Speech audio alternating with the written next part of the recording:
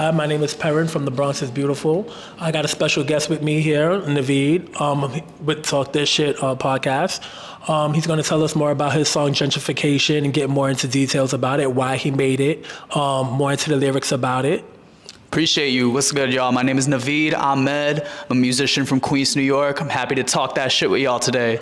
Well, real quick, my IG, if you want to hear anything after, my IG is NaveedAhmedNY. My name is Naveed Ahmed. That's on all the streaming platforms where you could check out my music. Yeah, let's talk some shit, man. All right. Now tell me, why did you come up with the song Gentrification, your expression of it as well? Yeah, so my latest song that I dropped a couple months ago was called Gentrifiers. It's a song where, I had most of the music written for, honestly, like the chorus I wrote literally like over 4 years ago at this point.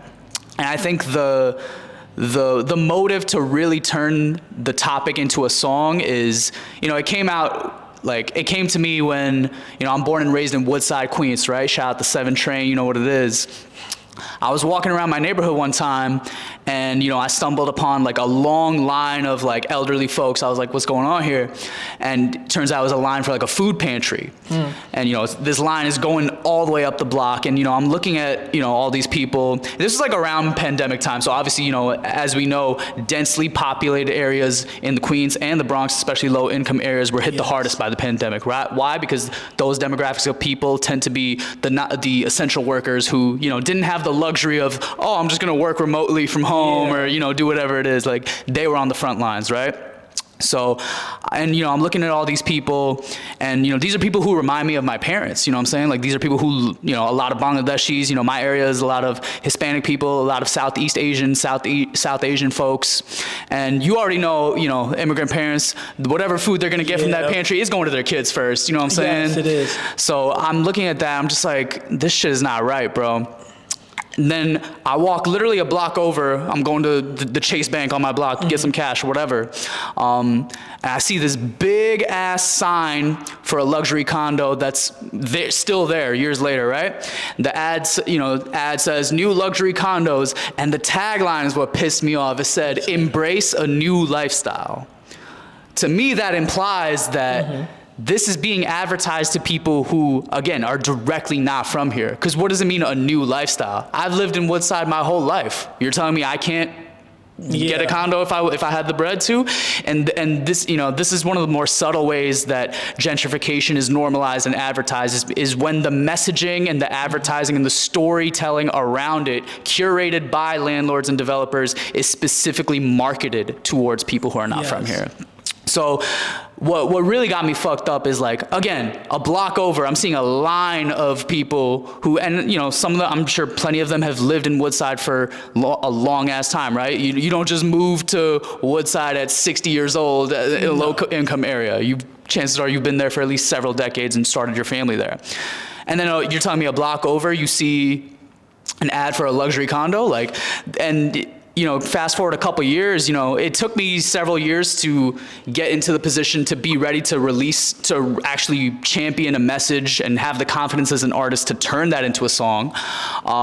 But as year after year, the message has only gotten more relevant because we are seeing through various metrics how the extreme wealth disparity between the richest and the poorest in New York City is only getting worse and worse. And I feel like, especially with how gentrification is marketed, it's at a high price, right? It doesn't seem very inclusive with classism, I feel with gentrification is, even though they're mixing it up with affordable housing and stuff, I feel like there's another wording they could actually use to it and to actually say a new beginning, but it's like that price is somebody else's new beginning. It's not my new beginning versus if it says this is going to be a new building for people that's in the community of a certain income, what's coming to change of a new beginning, I feel included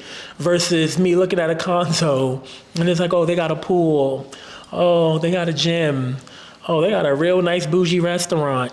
Oh, yeah, that's out my price range. I live across the street. So see that gentrification is global. Guess what? India's getting their first bullet train. Now the land isn't developed, but we know they're getting a bullet train, which means there's more to come. Absolutely. Egypt is getting New Cairo. They're advertising DR like crazy as an investment. Puerto Rico's beaches is being bought up. All of the Caribbean is being bought up. So this is a new phenomenon, which is happening at a rapid rate. So what we might be calling gentrification is a new phenomenon. What is certainly not a new phenomenon is when you think of what the root of gentrification is, it is the ruling oppressor class's entitlement to land and the displacement of people who are already there. We are currently witnessing the most insidious and violent forms of that colonialism and imperialism worldwide. Look at what is happening in Palestine right now. Look at what is happening in Sudan right now. The most drastic case of human displacement in recorded human history. 14 million people in Sudan displaced right now.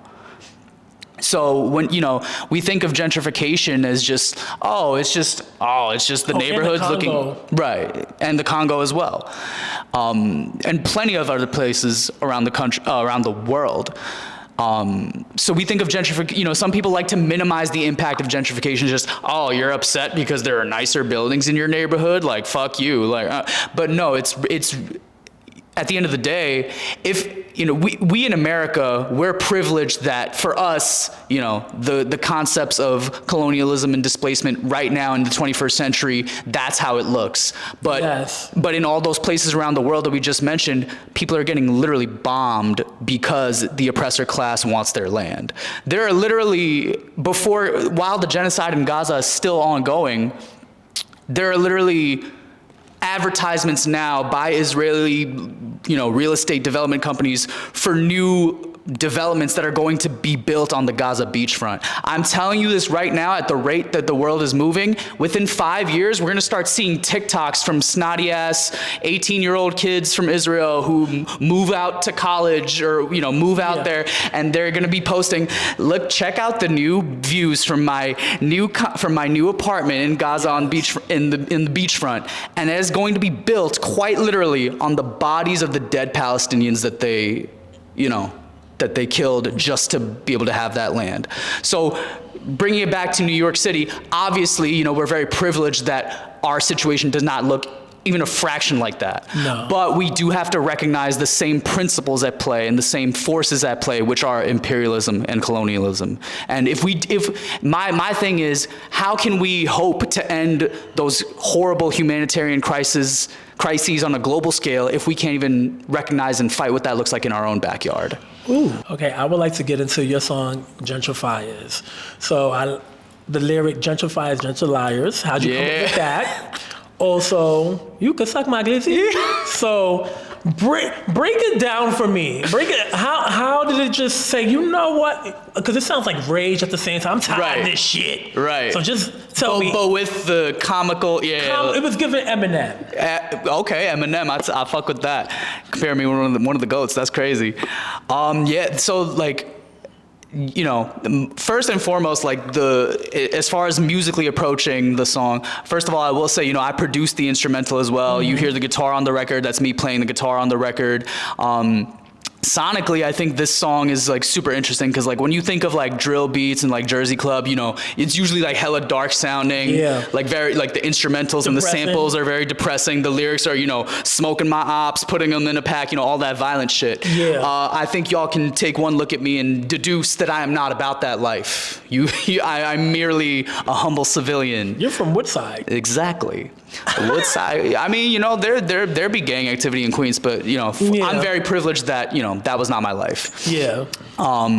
That said, though, my take with this song is like, I'm trying to bring like pop, R&B, and take that drill sound and kind of mix it all together. Happy. Exactly. Make us feel good. Exactly. Make us feel good, make us feel empowered. Eminem. Right. Like just having fun. Just something different. Not very stupid, but you're still educating, right. And you also got expression. So you got all three in there. Right. Like I've gotten some comments on the song like, yo, this sounds like if Ice Spice's producer made a beat for Owl City. I'm like, yo, that's funny. That's funny. Or like, they're like, yo, this shit is like Disney drill music. I'm like, that's funny as fuck. fuck. drill music? That's funny as fuck. Disney drill music. That's what I got a comment You know that said what? that. And you know what? Do Mickey Mouse's voice on one of them. I want to hear it now. Yeah. Like do type it, shit. do it. You know what I'm saying? Like, you should do a cartoon with it. Did you actually know that I was the original voice of Blue on Blue's Clues? Fun fact. And I jump into the fucking picture? Wait, you lying, right? No. You lying? Steve? Oh shit. I'm blue too. Oh shit. No, you came on the season after me. Whatever. Not but for real though? Bring it back to the song. Go ahead. I'm mainly a singer, right? I'm obviously not a rapper. So when it comes to talk about, a topic as dense and nuanced as gentrification in a song, first of all, I had no reference points, right? Like, as an artist, I'm always trying to answer the question of like, what do I care about and what do people like me care about, yet we don't hear sung about or we don't hear music about in the music industry. You know what I'm saying? Like, because I have conversations day in and day out with native New Yorkers. We all see the effects of gentrification. We all, despise it, but it's like, where's the music to be the soundtrack to that? So that's the intent, right? That's where it all starts. Then it's like, okay, how the fuck am I gonna, it's very difficult to, take a topic as serious about that and then, put melody and put hooks and put choruses to that. Because obviously, if you think, oh, I'm about to play to you a song about gentrification, you might assume because of the nature of the topic that it's going to be like, let's say like a conscious hip hop type record. Maybe, yeah. Even like, more violent, kill them when you see them, like something stupid like that. Or like if someone's talking... Or like if someone's speaking, against it, like they're gonna go like more like the conscious hip hop route. I'm not a rapper, you know what I'm saying? That's not my skill set. So I had to answer the question of like, okay, how can I sing about a topic like this? And so, that's where the tagline, kind of started with like gentrifiers. First of all, like phonetically, there's no song with that word in it. So I was like, I need to kind of play on this word, gentrifiers. I'm tired of these gentrifiers. And then the craziest lyric that people be commenting on, for better or worse, some people be hating on it, thinking I'm inciting violence. They'll be like, hope they burn in a gentrifier. I'm sorry, that's one of the hardest bars I've ever come up with. I'm not gonna hold you. Again, disclaimer, I'm not inciting violence on nobody. It's like, hear the attitude of the song. Like, it's clearly, the song's in a major key. I'm smiling throughout the video, It's like clearly, I don't know, people see what they want to see. No, people interpret what they want to interpret. Exactly. You can say the sky is blue, and then they're like, yeah, but it killed people, right? I'm like, wait, what?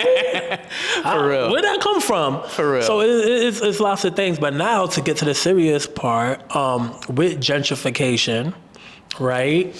Me, I tell people I'm pro gentrification, they get triggered. Okay. And I like it.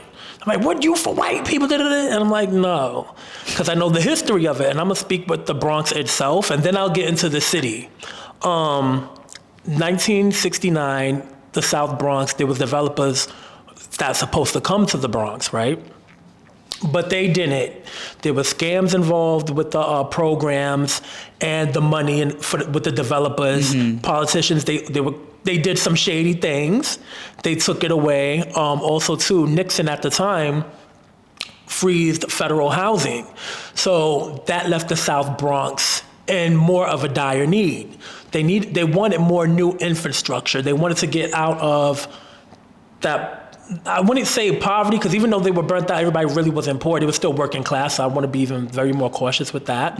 But they wanted more economic development with structures and buildings and housing. The city abandoned the South Bronx, left it to the landlords. Now that's where we all get left it to the landlords. Out. Yeah. Yep. So that's where things turn. Yeah. Everything started to turn, right?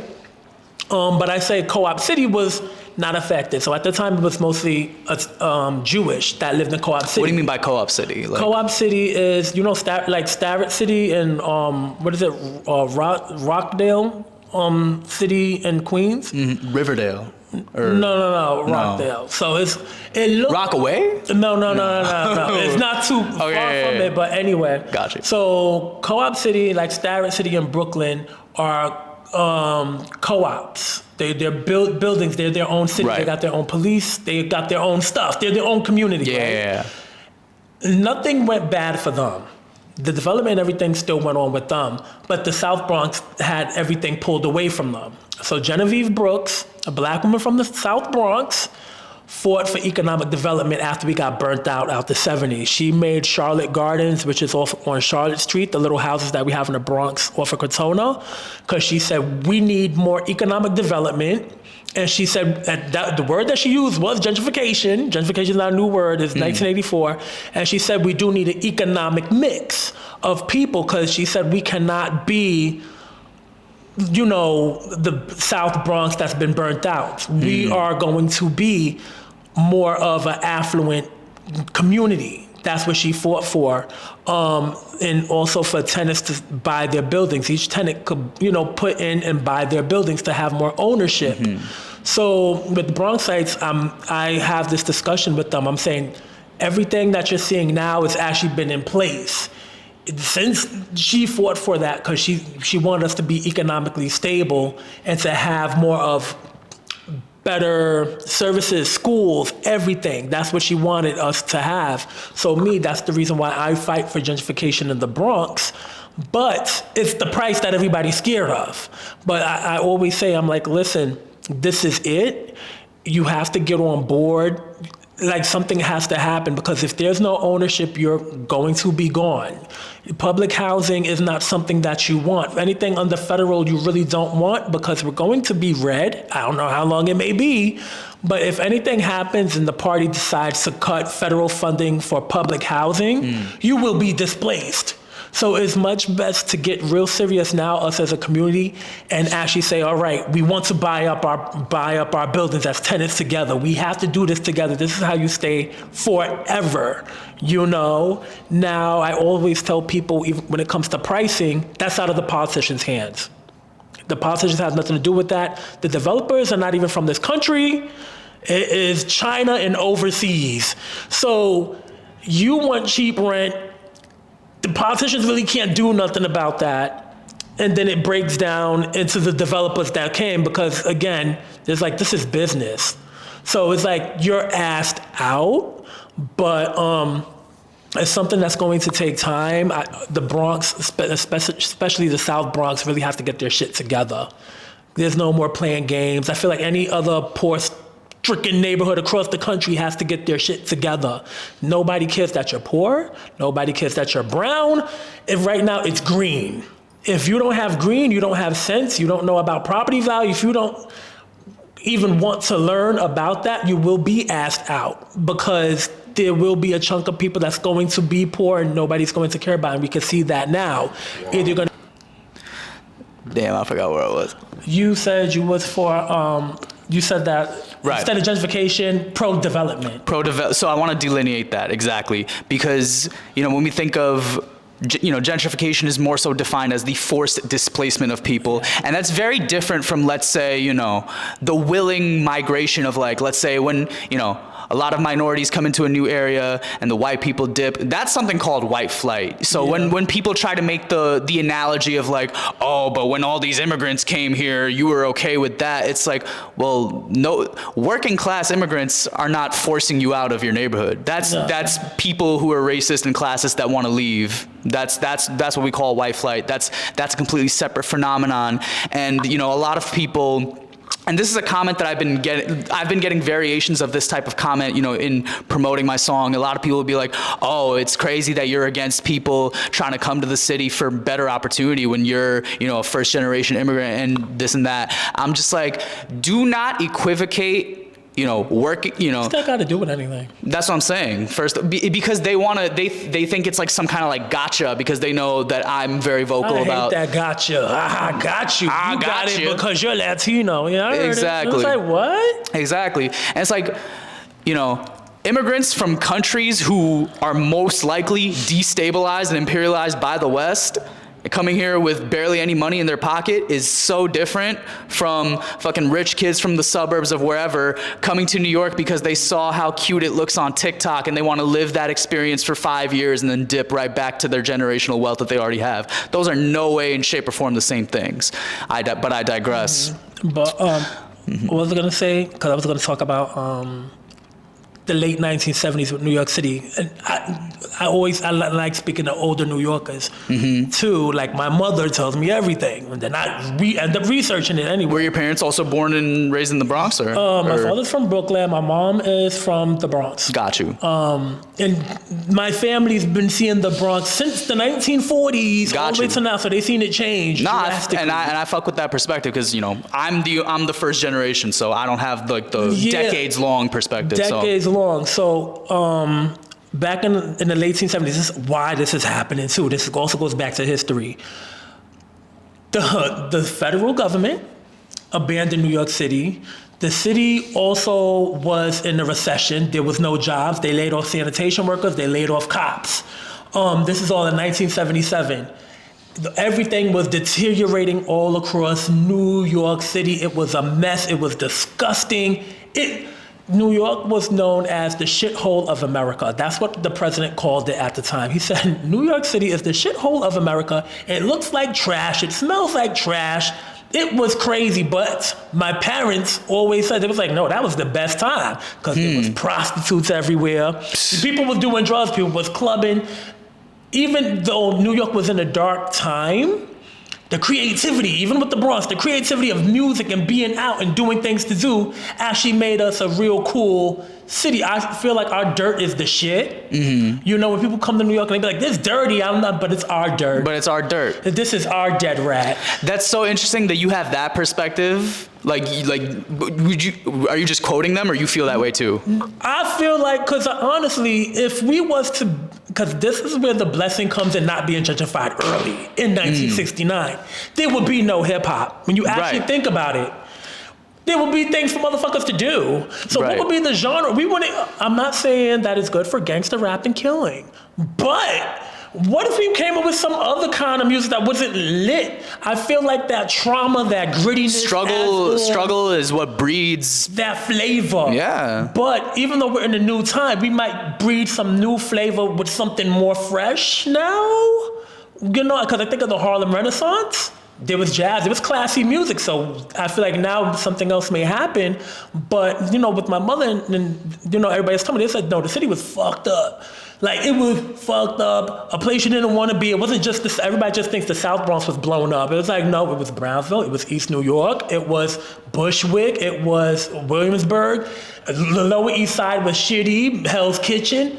It's funny that all those neighborhoods you just named are the gentrified ones in 2008, because I was there getting lit. And even more intensely gentrified now in 2024. Yes, I miss the dirty. I want to burn something down. Let me stop now. But hope they burn in a gentrifier. So how would you say you're pro gentrification when you still have, you know, such attachment to the way things were, right? Okay. Because all those neighborhoods you just named culturally the demographics are in no way, shape, or form the same or anything close to what you just expressed your attachment to. I'm about to explain this to you because the Bronx is the last frontier. My goal is to get Bronxites together because we still need that authenticity. Bronx, because people are coming to there's people that because I do tours in the Bronx, right? And it's mostly Hunter's Island. I'm not the South Bronx. I'm actually doing other history up north. But people are calling me up. It's like, we don't want to go to Manhattan. We don't want to go to Brooklyn. And I'm like, what?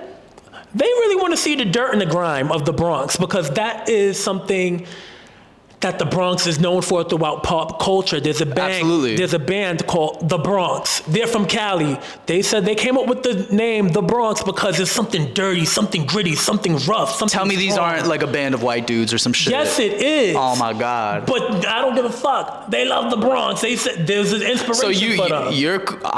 Hold on, it gets better. We got a video game called The Last Bronx, right? It's Japanese from Sega. Last Bronx is a section of the fictional Tokyo. But my thing is, going back to that band, that's a great example because the fact that 5 white dudes from Cali are repping the Bronx and their fan base is learning about the Bronx through people who have never experienced that, lived that, that's not crazy to you? No. Like you don't think the perception of the Bronx and the culture is getting distorted because that story is being told by people who... They've been out since the 90s. But I'm going to say this, though. But you see, I'm just using that one example, right? But now think about, wouldn't I get offended talk about what you mean dirty and grimy? What do you mean dirty and gritty? Why? Because I'm from the Bronx? Now I'm there. Some people take that as like, low key, some people take that as a compliment because to them it's like, oh, you're just too soft to handle it over here. Yes, it is. Because the thing is, we're dealing with people right now that look like us talk about the Bronx is dirty, the Bronx is trash, I would never. Right. So for somebody else or group of people that don't live here, but they seen the Bronx on pop culture and they actually like, that's fucking dope. Because what they said, like, you gotta listen to what they said. It's something, because they're a grungy band. Right. It means strong. Right. The Bronx means you're a warrior. For sure. You don't give a fuck. You're dirty and gritty. For sure. Who the fuck? How you know me? Go ahead. I like that shit.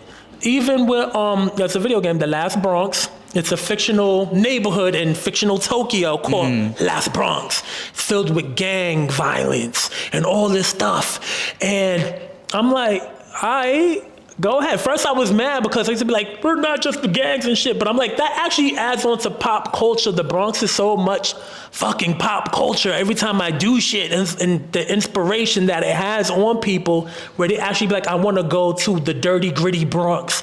I want to meet these people because it's not the fact that you're poor. They want to see your creativity. Because I said throughout the course of the globe, New Yorkers, and I feel like New Yorkers don't understand, people look at you as dope.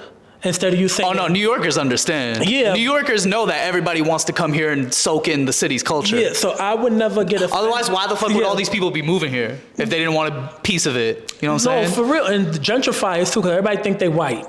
Oh, certainly not. They're not.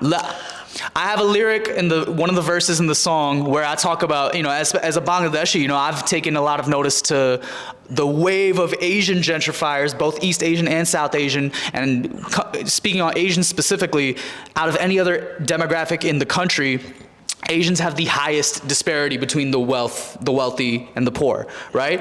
In New York City, the majority of the Bangladeshi we're all working class. My parents my dad was a taxi driver, stereotypical whatever. He owned a restaurant for some time. It was a struggle, whatever.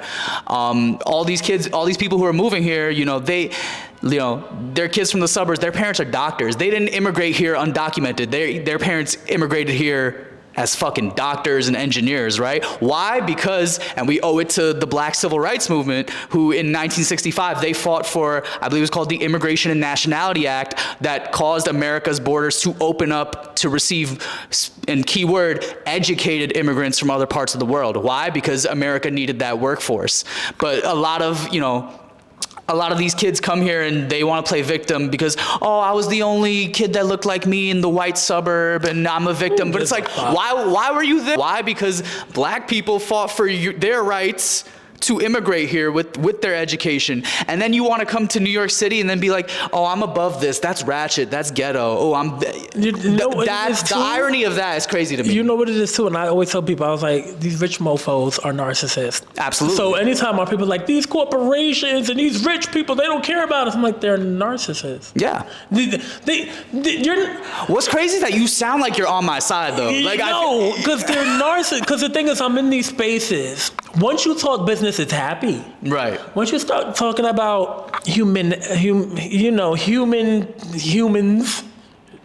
that are poor, not just humans, I gotta get that. Poor, poverty, it's, do they need food? And it's like, you can't get mad at them if it's been generations. So it's like, you've been up here so long, forever, you don't know me, so I think I know you're poor, because you could be rich as fuck. And be like this, so you're an immigrant? Mm-hmm. It must have been really hard for your parents. What the fuck you talking about? I'm a rich Bangladeshi. And they're like, rich? How did y'all get rich? We end up in conversations like, how do you speak so well? Right. How do you this? How do you that? And it's the backhanded racism or xenophobia that comes with that. Because they expect you as a black man to, only talk a certain way. Or is that what you're getting at? Or? Yeah, but it's like they put us all, because they're not, like, when you're in these spaces and you're dealing with people that dealt with generational wealth, they're not connected. They're not there. So Definitely it's like, not. You could get mad all you want. They don't understand how hard it is. You think they want to understand? They don't want to understand. Me walking on dirt feels good. Them walking on dirt, what the fuck is wrong with you? I feel like we are privileged Absolutely. Even though we may be poor, but also coming from New York, honestly, actually coming from New York, when you meet other people that come from nowhere, Mississippi, and they're very amazed about what this city has to offer, how many different Chinese foods, Puerto Rican, Dominican. It sounds something like a dream for them when they don't know. I coming from Queens, like there's a phrase that like you're sheltered by diversity. Like I was blessed to have grown up with people of all different kinds of backgrounds, and growing up, setting foot into different homes of different cultures, learning their ways. Like those are the things that make you a better and more informed global citizen, is what I like to call it. And I never realized what a privilege that was until I grew older, stepped outside of the New York City bubble, and saw what a lot of the rest of America looks like. And I'm like, damn, this shit looked depressing.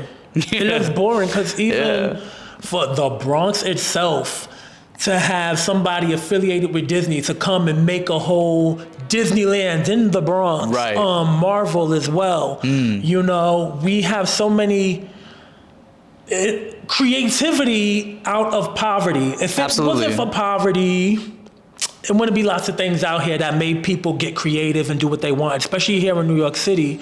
Absolutely. I could say we may be poor or have poverty, but they're so resourceful. Yeah, exactly. And at the end of the day, diamonds are formed under that pressure, and the diamonds are all of the amazing cultural exports, I'll call it, that have come out of New York City. Like I didn't even know Marvel and Disney were started right here, right? Like that's nuts. Two of the biggest IPs on earth. Well, Disney wasn't started here, but my fault. Just have Disney affiliated again, just in the Bronx. It's huge, you know, and most people don't know, and that's why I want to get the word out. But I'm glad to have you on the show today. Yeah, glad to talk to you about it. All right. And you know, in conclusion, I think we're both like. We both agree that we want the working class and we want the impoverished populations of New York. We want them to be able to organize together, be able to seize ownership of their homes, to build working class consciousness, and you know, we both want those things. So I think that's the root of the issue, right? And where our views diverge is interesting to see that. So well, I'm gonna have to wrap it up. Join us again on Talk That Shit podcast. Talk that shit. You know what it is. All right. So.